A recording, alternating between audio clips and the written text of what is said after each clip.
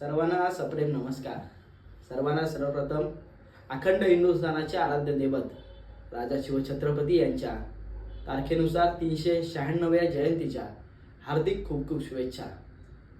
खरं तर 10 दिवसांच्या विश्रांतीनंतर मी तुमच्या सेवेत परत रुजू झालेलो आहे.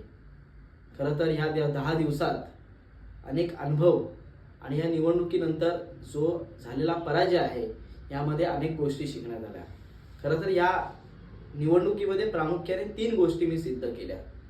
खरं तर 2 गोष्टी सिद्ध झाल्या, तिसऱ्या गोष्टीमध्ये माझा पराजय झाला.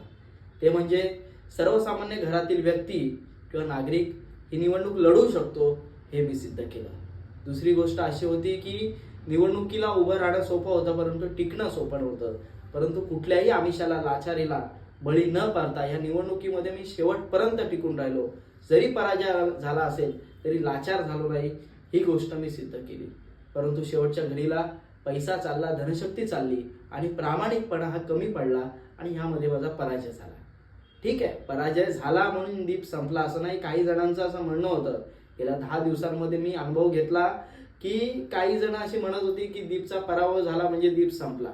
खरं तर ही निवडणूक मी कुठल्याही सत्तेसाठी किंवा खुर्चीसाठी हाती घेतली नव्हती, तर लोकांची लोककल्याणासाठी, समाजसेवेसाठी हाती घेतली होती. म्हणून एका पराजयातून दीप संपेल असं कधीही शक्य होणार नाही. याच्या पुढे आजपासून माझ्या शेवटच्या श्वासापर्यंत अखंडपणे मी माझ्या समाजाची, फक्त भुवनेश्वर जिल्हा परिषद गट नसून माझा संपूर्ण रोहा तालुक्यामध्ये ज्या काही समस्या असतील किंवा ज्या काही कुठलेही गुन्हे असतील यावर अन्यायाविरुद्ध आवाज उठवण्याचा शेवटपर्यंत प्रयत्न करेन.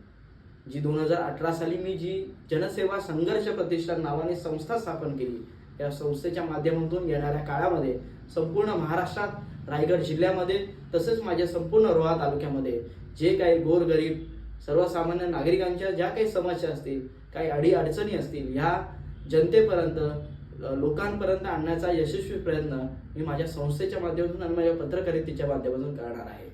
तरी या संस्थेमध्ये ज्यांना कोणाला सहभागी व्हायचं असेल किंवा ज्यांना कोणाला समाजसेवेसाठी या संस्थेमध्ये सहभागी व्हायचं असेल त्यांनी येत्या रविवारी संध्याकाळी 6 वाजता PWD म्हणजे जे काही आपलं रेस्ट हाऊस आहे, सार्वजनिक बांधकाम विभागाचं जे काही विश्रामगृह आहे, येथे आपण उपस्थित राहावे आणि या संस्थेमध्ये आपण सहभागी व्हावे यासाठी मी सर्वांना निमंत्रण देत आहे.